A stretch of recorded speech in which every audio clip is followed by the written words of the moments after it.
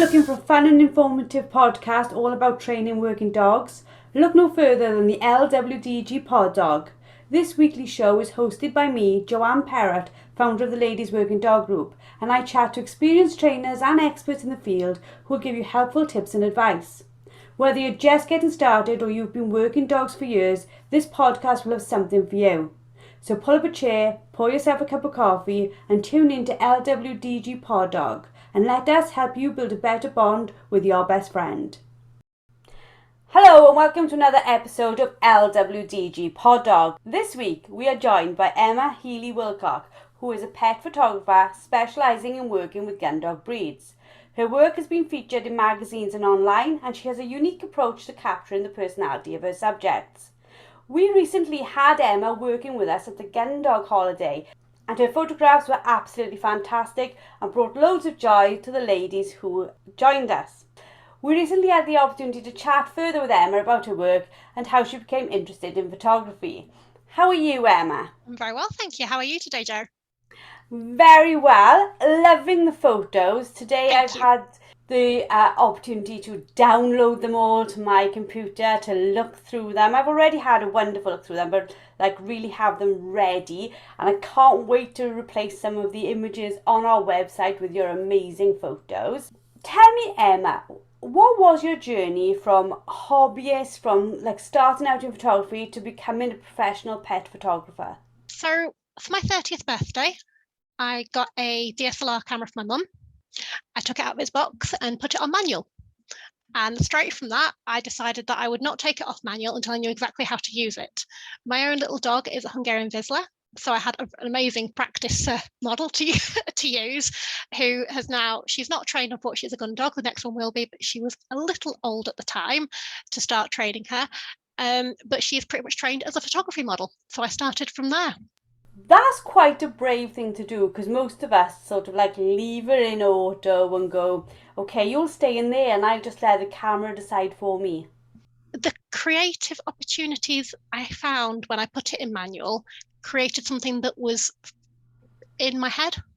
So I could see it in my head and then I could make it happen with my camera.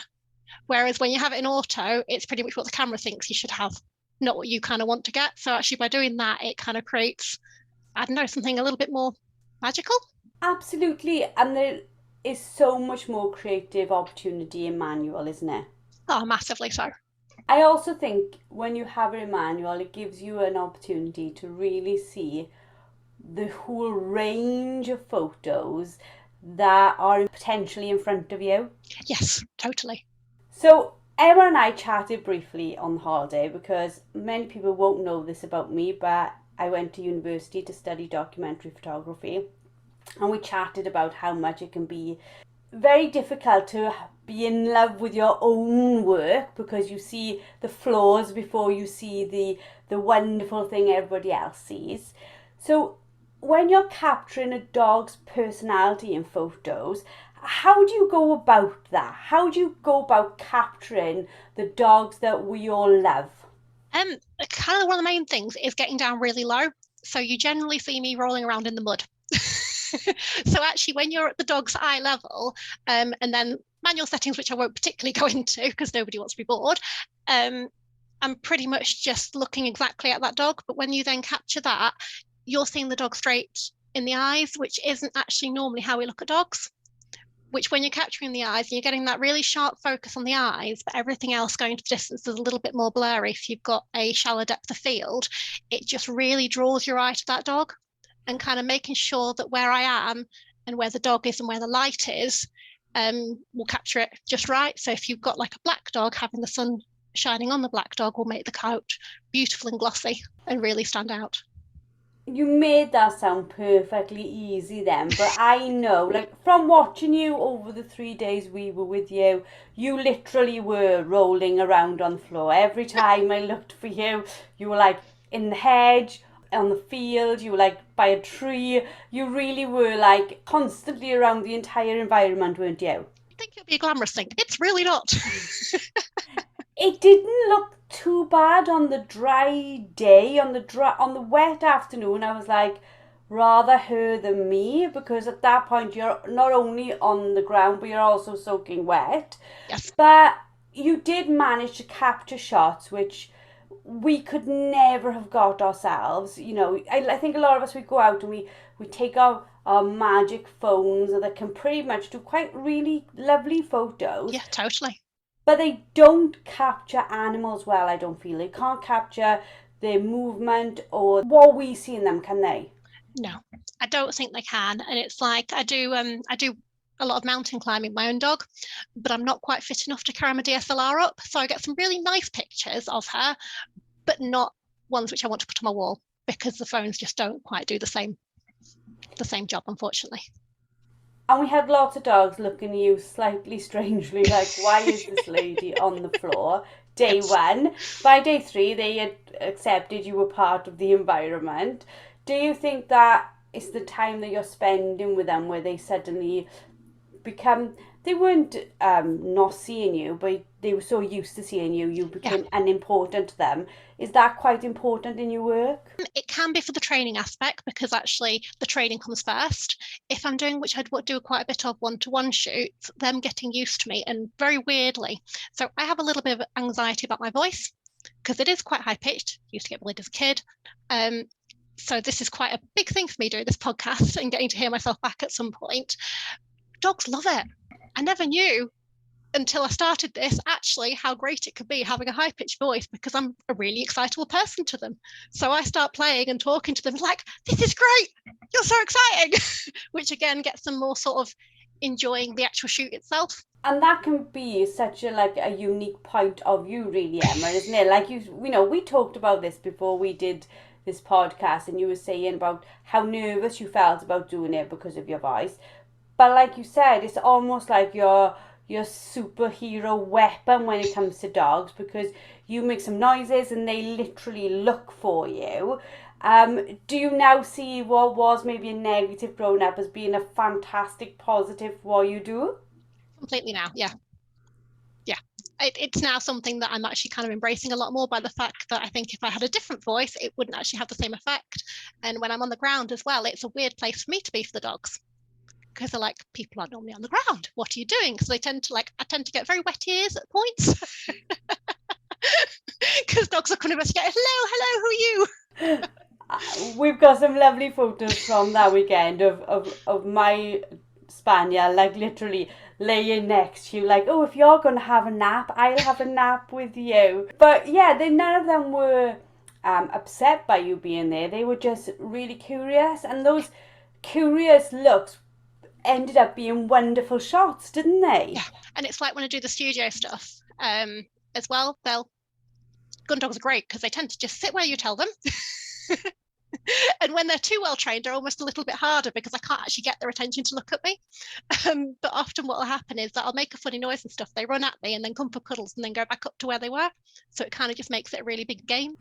So you stayed with us to do the training shots, which we were out in the field. You didn't get in the way in any way. We were very unaware of you being there, you know, because even though, like, even at the beginning, the dogs were curious about you. The ladies were a little bit like, oh my God, I'm having my photo taken. And none of us loved that. And then, again, within like an hour, we'd forgot you were there. And some of the shots that we've got of the ladies laughing, you've managed to capture shots. It would have been very difficult to get had we been posing for you. Yes. And that's what I love, is capturing those moments, because a true laughter is totally different and looks totally different. Like, it's a totally different thing, and it's beautiful, and it's like capturing the owners and their dogs. And you get those little special moments because they don't really know, they stop paying attention to you. And so they'll have little cuddles and stuff. And they're just beautiful moments that make me kind of love doing what I do. The shots from the training, there are so many photos where you see those moments where, like, people are putting their hand down or just stroking their dog, and you can absolutely see the relationship, the adoration in both the owner's eyes and the dog's eyes of one another. And like I said, there's laughter and dogs jumping in the air to get things, and it's just, they're really natural. You know, I studied documentary photography, and as far as that type of style of photography goes, it follows that line completely, doesn't it? You're just capturing exactly what the holiday felt like. Which is my goal. So I'm glad I achieved it. You did it beautifully, and I Thank you. wanted to talk to you about it because I think you can sometimes get photographs that they're lovely, but they just don't capture the essence of something. Certainly don't get 850 images capturing the essence of something. When you sent them to me, I was like, wow, that's quite a lot of photos to sit and go through. But not at all am I, I'm more than happy with the amount we got. They're fantastic. And then we did those training shots, but then we also did like a little studio shoot, didn't we? Where the dogs came in and they were like sitting on a straw bale and there's a black background and you had studio lights, and that's a very different environment for a dog, but the photos that came from that are just as beautiful. Do you think that, this ability to, not to talk to dogs, I'm not making you into Dr. Doolittle, but that fact that, we always know that dogs tend to respond better to women when being praised because we are a little bit more, shall we say, not emotive, but we can make high noises, we can show quite a lot of excitement. And do you think all that's helping you into capturing these just wonderfully glorious shots? I think so, and I hope so. Yeah. So tell me, like, obviously you took some beautiful photos on our holiday, but what are some of your favourite shots of all time, and what's the stories behind them? Oh, that's an interesting one. So one of them wasn't a Gundog, but there are a couple who they found me on Google and they came up to the Lake District because they always holiday in the Lake District, and they had a Grand Basset Griffon Von Dane. And they just loved it up there, and it was a very simple shot, but it was the three of them on a bench looking out towards the Langdales, and it just captured the essence, I think, of what they loved. And how did they feel when they saw it? They loved it. They've now got it on the wall along with a couple of others. But yeah, that was one of my favourites because I think it was the emotional side as well. And yeah, there was another one which was I met her through one of the training groups and got on really well with her, and it was capturing the relationship with her and her dog. And then she ended up booking me for a commission shoot. It was absolutely pelting it down with rain, but it was the dog had cancer, unfortunately. So it was quite an honour to get to shoot that. And she was the most beautiful dog, a flat-coated retriever, and they had the most incredible relationship. And to do that and to provide something that I knew she'd treasure forever, it might not have been the best composed photo at the end of the day, but it captured their relationship. I'm really like what you just said there. I knew I was going to ask you that question, but I didn't expect that second that Sorry. second answer, and I hadn't even thought about that. You've sort of made me quite teary in the fact that there are moments when these photos become all we have left of them, isn't there? Yeah. And to be commissioned to sort of capture that relationship, knowing that that is in a very near future for that dog, it must have been incredibly hard for the people being photographed, but for you to do it with such dignity must have been so helpful for them. It was an honour, I think is probably the right word to use. I'm not gonna lie, I got in my car and cried afterwards because it was the first. When I started this journey, I thought I'd be photographing puppies, and it sort of turned out it's the other end. But actually, there's so much more because by that point, you have such this strong, beautiful bond with that dog, and you can see it, and Yeah. it's just there's nothing more beautiful to me than that relationship between dog and owner.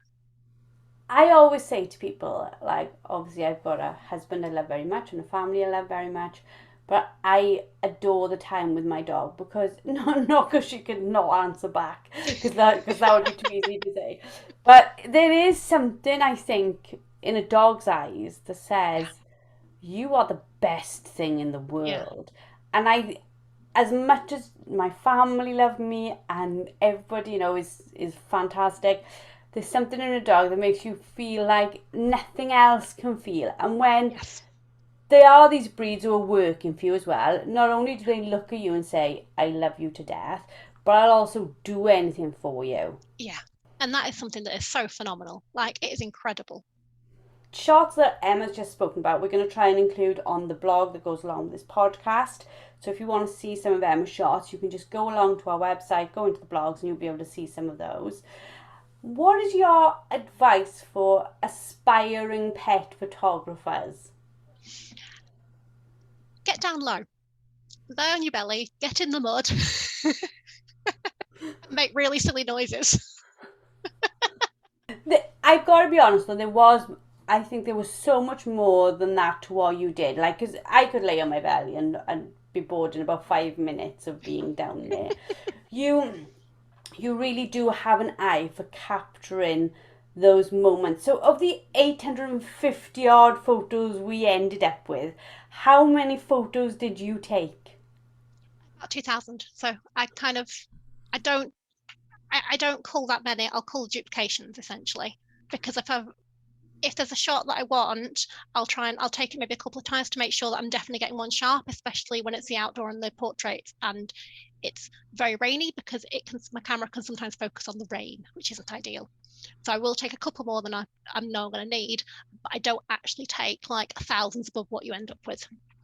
Some of the photos we have of the dogs in the rain are some of the most spectacular, because you do have, they're wet, you can see the rain falling, you can see their movement. Even though they're static in an image, you can still see movement, which I think is always an impressive thing in a photograph. Do you think that you will continue down this line of like working with more and more gun dogs? Was that your plan at the start? Specifically my plan at the start, but it seems to be the journey I'm definitely going on. And when you said about the rain, I also like it black and white as well. So like a rainy black and white photo, although people often won't want to photograph in the rain, I love it because you kind of have this amazing drama which you kind of only get in black and white as well. I love black and white, and I always think there's something about a black and white photograph, because it's in black and white and the colour and I suppose the detail from the colour is taken out. You see stuff that you wouldn't otherwise see. Even, on a phone, if you just press the black and white button, you Yes. see a very different photo, don't you? Yeah, you do, totally. And you can even within your phone, and there's certain apps, like I use Snapseed on my phone, you can mess about with the different colours within the black and white. So you can make like your blues darker or your blues lighter or that sort of a thing. Because what you tend to find with the black dogs especially is they'll always have a tint of blue in them when you take a picture of them. So sometimes with black and white, again, it can take that out, which, oh, I realised I didn't actually answer your question very well, did I, before, about will I continue with the Gundogs? I sort of went off on one. Yes, I will do. I don't want to go off and do loads of shows, because I don't want to be doing the mass production of pictures, because realistically that's click, click, click, click, click, upload, there you go. I kind of want to spend the time editing them and making them something that people can treasure. Yeah, and I know exactly what you mean by that. Like, for example, when I was growing up, you went to horse shows and you'd go onto like their websites as I got older, because when I was younger, they didn't have websites. But when I just got older, they had websites, and they just would be hundreds and hundreds and hundreds. Yeah. And a lot of those photos, they weren't even in focus and they weren't even really good. You just went through in hope that you'd find one of you and your horse looking the right way. Yes. So yeah, the ones you produce for us are definitely not that. Even though the files that we got sent were obviously because we had a commercial request on it for the website. The new website we wanted more of photos of our ladies doing stuff. But even the ladies who, they're looking through all the photos, the studio shots, the people who came along on that holiday, they've been able to find beautiful photos, not just nice photos, but absolutely beautiful photos. Thank you. Do you enjoy how much happiness you actually bring to people? Yes, I love it. Absolutely love it. And that is, I'm a relatively emotional person, and kind of by bringing a little bit of, I think it's a way that I can bring joy to people that care about something that I care about. And it's probably the best part of the job in a way, is actually making people genuinely happy and giving them something they can enjoy and treasure. Well, I know for a fact our ladies will certainly treasure them forever. And as we speak, the ladies received them. We're talking on Tuesday evening. This will go out on Friday. They went out, the albums went out yesterday, didn't they? And on Facebook, that's all I'm seeing is all your photos. So he's like, look at me, look at my dog. But even like down to, I looked at one today, and this one lady, and she's all the way through the holiday, she was writing notes in a notebook wonderfully. Yes. And I like to see people's attention to detail. And you've captured one of them. She's shared it on her Facebook, and her friend, who I don't know whether they've got Gundogs or not, but they obviously know her very well, has wrote, oh, look, you in your notebooks. And in your photo, not only have you captured the holiday, but you've captured the essence of something this lady does. And I looked at it and I just smiled, because I thought, that's so lovely that now friends who weren't on the holiday, and I don't know if they've got a love of gun dogs, are now involved in these photos in a third party way. Do you get a lot of referrals from people who are like looking at other people's and then say, right, can I book you? I'd say probably 80% of my business is word of mouth. That's wonderful, isn't it? That people can see it and be like, wow, I want the same. For people listening to this and be like, okay, where can we find Emma? Where do they find you? Cumbria mostly. I cover Cumbria, Lancashire, and then sort of which side of North Yorkshire kind of thing. I will travel further. I'm quite, me getting in my car and driving, quite happy to.